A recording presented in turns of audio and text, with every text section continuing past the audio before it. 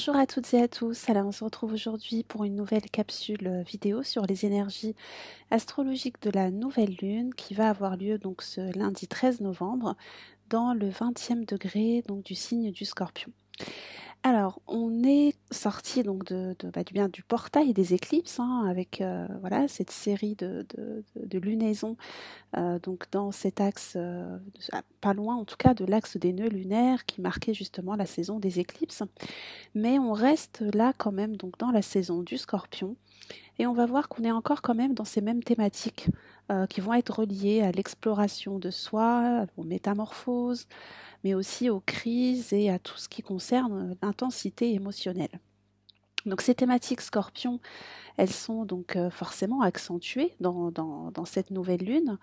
Alors pour deux raisons, donc bien parce que déjà on a un démarrage, je dirais même trois raisons, on a un démarrage d'un nouveau cycle dans ce signe du Scorpion. On a aussi donc deux aspects assez importants. On a donc Mars qui se trouve donc en Scorpion et qui va être donc conjoint à cette nouvelle lune. Et on a aussi bien Uranus en Taureau qui est en aspect donc d'opposition à cette nouvelle lune. Donc, on va regarder un petit peu d'abord le rôle de Mars, puis celui d'Uranus. Bien sûr, on parlera aussi de la symbolique de la nouvelle lune en Scorpion. Donc, une nouvelle lune en Scorpion, c'est toujours donc bien symboliquement un nouveau cycle, un démarrage, un, un temps où on va en fait peut-être expérimenter un petit peu plus les thématiques Scorpion. Donc, comme je l'ai déjà dit tout à l'heure, donc les thématiques Scorpion, elles vont vraiment concerner le fait d'aller en fait en profondeur, comprendre des choses qui étaient peut-être cachées, euh, explorer aussi en fait des zones d'ombre, essayer de mettre en tout cas de la lumière, comme le symbolise le soleil, euh, dans des espaces qui sont plutôt d'ordre, on va dire, intime, d'ordre plutonien quelque part, en tout cas des espaces euh, où en fait on est plongé en fait voilà dans des thématiques, des lieux où on a peu de visibilité ou en tout cas on a du mal peut-être à comprendre bien ce qui s'y passe. Donc là, la nouvelle lune en Scorpion, elle est là pour nous permettre en fait de mettre plus de conscience en fait sur cette énergie Scorpion, essayer de comprendre en fait qu'est-ce qui demande à être transformé à l'intérieur de nous. Ou dans un domaine de notre vie, donc c'est toujours la même euh, logique de lecture. On va regarder où se trouve le Scorpion, quelle est la maison en fait qui est en Scorpion dans le thème natal en fait de chacun, pour essayer de voir quel est le domaine de notre vie qui peut être justement bien sujet à cet éclairage là avec le soleil donc en Scorpion. Donc ça va être des moments où on est donc toujours dans peut-être des questionnements intérieurs, des envies en tout cas de transformation, des ressentis aussi qui sont peut-être beaucoup plus accentués. On est quand même dans un domaine, dans un signe d'eau, donc on a toute la logique qui est en lien avec les émotions, avec les ressentis, avec la sensibilité, voire l'exacerbation en fait de la sensibilité. Le Scorpion est connu pour être en tout cas un archétype qui nous emmène en fait dans des zones où on est dans une intensité, on est dans des dynamiques on va dire de ressentis qui sont qui sont assez fortes, qui sont parfois pulsionnelles, euh, ou passionnel, on va dire. Voilà. Donc ça, c'est vraiment, on va dire, déjà le cadre dans lequel on évolue pendant ce cycle lunaire. Donc un temps de transformation, de mise en lumière de choses cachées, de compréhension, voilà, soit de schémas intérieurs, ça peut être en lien aussi, comme je l'avais déjà expliqué en fait lors de la dernière vidéo, des compréhensions aussi sur ce qui nous voilà, ce qui nous possède quelque part, ce qui peut prendre le pouvoir sur nous. Ça peut être des addictions, des comportements anxieux. Enfin voilà, ça va être toutes ces thématiques-là qu'on va essayer peut-être de mettre en tout cas en lumière, ou de voir qu'est-ce qu'on va pouvoir transformer pour pouvoir eh bien être plus en paix, hein. C'est toujours un axe, hein, on est dans le taureau-scorpion, donc comment on va trouver en fait une forme de, eh bien, de paix, d'équilibre, de quiétude, à partir peut-être justement de la transformation de certaines choses dans nos vies. Donc comme je le disais, on a donc deux aspects assez majeurs pendant cette lunaison. On a donc Mars qui est donc conjoint à la nouvelle lune, et on a donc Uranus qui est en opposition, donc il se trouve en face, donc il est en taureau, donc en face de cette nouvelle lune, donc en aspect d'opposition. On va d'abord regarder un petit peu, on va parler un petit peu d'abord de Mars, hein, et puis on abordera aussi bien sûr Uranus. Donc Mars, c'est donc une des planètes qui maîtrise, hein, le Scorpion, avec Pluton bien sûr. Donc elle se trouve dans son domicile.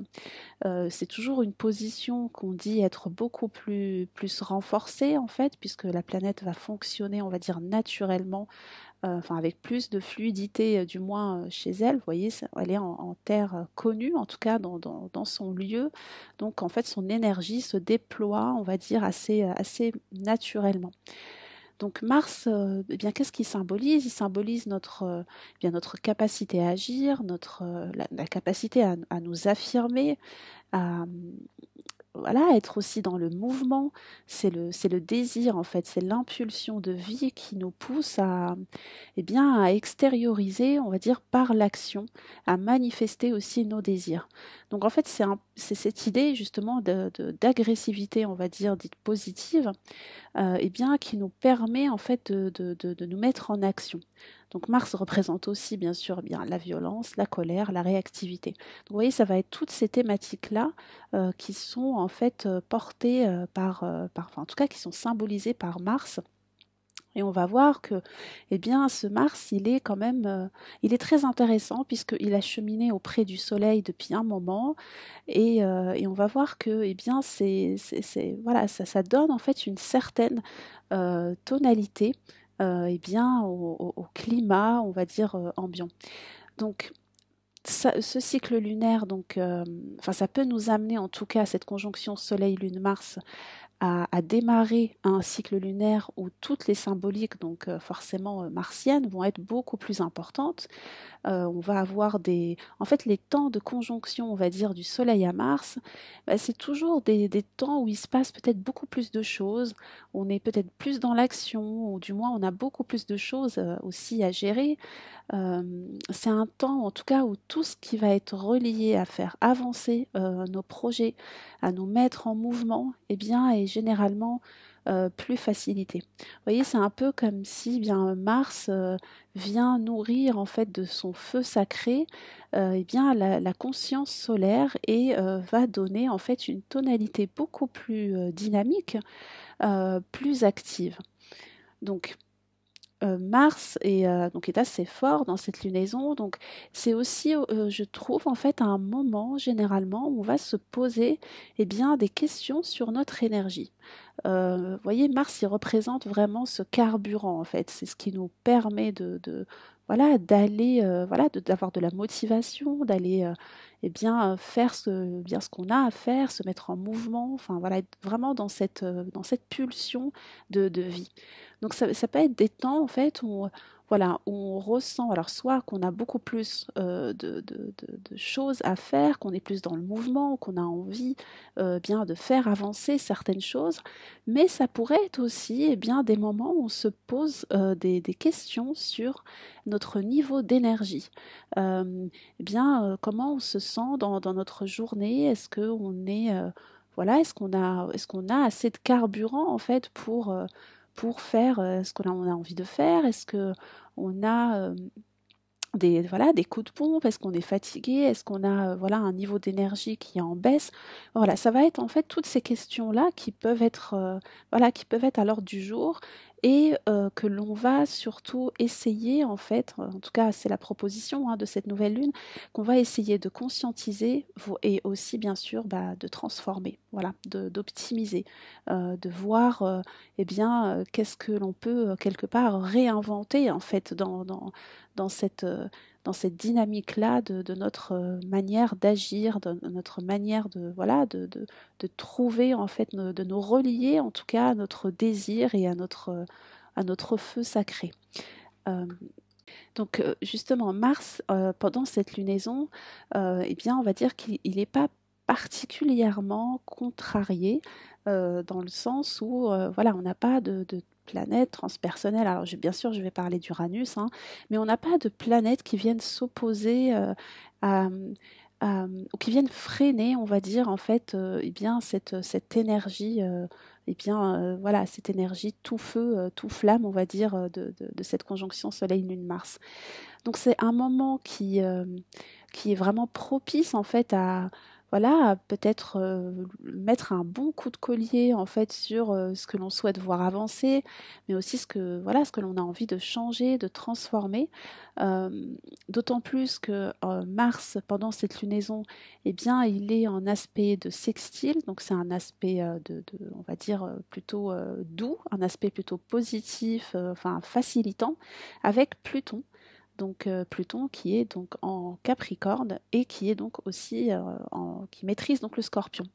Donc vous voyez, on a en fait ces deux énergies-là qui fonctionnent plutôt bien ensemble en fait. Donc d'une part donc l'action, la mise en mouvement, notre feu, hein, comme je disais, notre feu intérieur, et Pluton, eh bien c'est la transformation, la capacité à aller au fond des choses et et bien à laisser mourir certaines choses et faire renaître, enfin voilà, transformer en fait d'autres choses. Donc on voit que bah, eh bien, cet aspect du sextile, donc de la nouvelle lune, donc avec cette conjonction, donc Mars à la nouvelle lune avec Pluton, eh bien c'est un moment où voilà, on nous pose en fait, si vous voulez, une possibilité qui demande en fait à être saisie, hein. Donc les sextiles, c'est toujours en fait voilà une proposition je dirais pas qui est passive, hein, en termes d'aspect, mais qui en tout cas demande quand même à ce qu'il y ait un mouvement vers. Donc voilà, c'est vraiment un aspect qui demande à ce qu'on puisse, enfin un aspect qui est à développer. Donc voilà, ce qui a développé là, donc avec cette conjonction Soleil-Lune-Mars à Pluton, eh bien c'est la capacité à aller transformer en fait des choses, transformer aussi notre manière d'agir et on va voir aussi que le rôle d'Uranus, eh bien il est très intéressant là aussi par rapport à cette grille de lecture là. Donc Mars est donc en Scorpion, conjoint à cette nouvelle lune, et il se trouve eh bien face à Uranus. Donc on va dire que Mars est quelque part propulsé en fait par Uranus en Taureau. Donc c'est un aspect qui est assez explosif, hein, on va dire. Il vient créer vraiment une détonation en fait dans le rythme qui est déjà bien tonique en fait que reçoit en tout cas actuellement le Scorpion avec cette conjonction Soleil-Lune-Mars. Donc un aspect tendu, oui, mais et qui va en fait surtout créer, à mon sens, une surcharge d'énergie. Donc cette surcharge d'énergie, on va dire qu'elle a besoin, en fait, elle doit s'extérioriser. Et elle tend peut-être souvent à le faire en fait de manière imprévisible. Donc toute la difficulté, moi je trouve, hein, en tout cas dans cet aspect, eh bien ça va être de trouver en fait eh bien un exutoire eh bien, pour cette surcharge en fait d'énergie qui est présente euh, et qui voilà, ça peut être par exemple en faisant enfin voilà, une manière, en tout cas c'est une proposition, une manière de eh bien de faire circuler, on va dire, cette énergie là. Eh bien ça peut être justement voilà, en reprenant en fait ou en faisant, en continuant en fonction voilà des habitudes de chacun une activité physique, de l'exercice physique. Donc de l'exercice physique, mais sans chercher eh bien, la performance ou le dépassement de soi, on va dire. C'est vraiment plutôt, euh, à mon sens, pour faire circuler en fait eh bien, cette tension intérieure euh, qui, en fait, si elle n'est pas, enfin voilà, si elle n'a pas un espace de circulation, eh bien, peut se retourner quelque part en fait bah, contre nous avec voilà des incidents, des accidents. Enfin voilà, ça peut être quelque chose qui est en fait, voilà, c'est comme si on était chargé en fait voilà, on va dire d'électricité si on prend la symbolique d'Uranus, mais en tout cas, on a une surcharge qui en fait, dont on n'est peut-être pas forcément conscient, mais on est vraiment, eh bien, très, voilà, très, très tendu, très chargé, et on n'a pas, voilà, on n'a pas forcément conscience de cette charge-là, et puis bien, si on est dans une activité ou si voilà, on n'est pas très vigilant, et bien, on peut se rendre compte que, eh bien, parfois, on a en fait, voilà, des incidents qui arrivent et qui sont souvent liés en fait voilà, à notre niveau d'énergie ou à notre niveau de tension intérieure. Donc c'est un temps, en tout cas je trouve cette opposition à Uranus, c'est un temps où il est préférable d'éviter, eh bien, d'être dans une réactivité, on va dire, trop forte, puisque eh bien, elle peut nous dépasser, elle peut libérer des colères, des violences peut-être aussi inattendues. Donc voilà, donc c'est vraiment un temps qui, avec cette opposition à Uranus, en fait, c'est un temps qui nous demande voilà, d'avoir un peu de recul, en fait, oui, de prendre en compte cet appel-là au changement, parce que Uranus, il vient en fait créer vraiment, enfin, il met en fait les projecteurs en fait sur ce besoin de se libérer, voilà, d'être autonome, d'être aussi dans une forme, voilà, d'indépendance et voilà, d'un effet en fait vraiment disruptif, hein, avec ce qui est existant. Mais la manière de le faire, eh bien, là, bien sûr, c'est la conscience de tout un chacun, hein, de voir, eh bien, quelle forme de rupture en fait on veut faire avec eh bien, les endroits en fait de notre vie ou les situations qui sont amenées en tout cas à recevoir cette énergie en tout cas de renouvellement d'Uranus. Donc c'est une nouvelle lune qui nous pousse à l'action, qui nous demande en même temps d'être vigilants à notre manière d'agir, à trouver en fait quelque part, eh bien, le bon niveau de dosage de colère, voilà, de la colère suffisante pour nous mettre en mouvement, agir pour transformer les choses, enfin transformer en tout cas ce que l'on a envie de transformer, ce que l'on souhaite en tout cas transformer pour l'amener un peu plus vers notre idéal. Vous voyez, ça c'est vraiment l'aspect du trigone à Pluton de la nouvelle, pardon, le trigone de la nouvelle lune à Neptune. On a donc cette nouvelle lune conjointe à Mars en Scorpion qui met en fait, voilà, vraiment un focus sur le besoin voilà, de prendre conscience en tout cas de son énergie et de sa capacité à transformer les choses. En sextile à Pluton, donc on demande vraiment d'aller saisir en fait cette capacité, cette force de transformation. Et en trigone, donc à Neptune, eh bien, cette transformation doit quand même avoir eh bien, un sens. Elle doit répondre en fait à quelque chose de grand, en tout cas quelque chose qui nous inspire et qui est en fait dans la lignée de nos valeurs ou de ce que l'on souhaite manifester. Donc voilà, donc c'est vrai que bon, l'idée dans ces capsules vidéo, c'est vraiment de vous présenter, on va dire, un petit peu les possibles, hein, c'est d'ouvrir le champ du sens en fait sur les énergies astrologiques, et de vous aider quelque part à comprendre, à conscientiser au mieux, en tout cas, pour faire les choix conscients. Donc c'est toujours à amener à ce que vous vivez. Donc lorsque je présente par exemple cette opposition Mars-Uranus comme étant un aspect, on va dire, de rupture explosive oui, voilà, enfin, accidentelle ou des choses comme ça, eh bien, j'essaye bien sûr de le faire avec le plus possible, enfin, sans jugement, mais bien sûr, j'ai mes biais inconscients, donc ça va, c'est aussi par rapport à mon filtre, ma sensibilité, donc à cette lecture-là que je vous transmets, en tout cas, mon interprétation. Mais l'idée, c'est vraiment, en fait, voilà, je vous partage ce sens pour que vous puissiez, enfin, et aussi sur différents niveaux de lecture, hein, mais pour que chacun aussi puisse, euh, comment dire, ne pas subir et être vraiment plutôt dans l'accompagnement en fait, pardon, de ces énergies-là. en fonction bien sûr de là où on en est. Voilà, si Mars-Uranus aussi dans votre parcours de vie, Mars-Uranus, c'est l'énergie que vous avez besoin d'expérimenter et d'intégrer, eh bien c'est une dynamique qui est évolutive en fait pour vous. Donc elle ne sera pas forcément négative ou voilà. Donc ça va être vraiment en fonction de ce que l'on vit et d'où l'importance aussi bien sûr de se connaître, de s'observer, de comprendre eh bien notre fonctionnement et bien sûr toujours d'avoir du recul, de revenir à soi.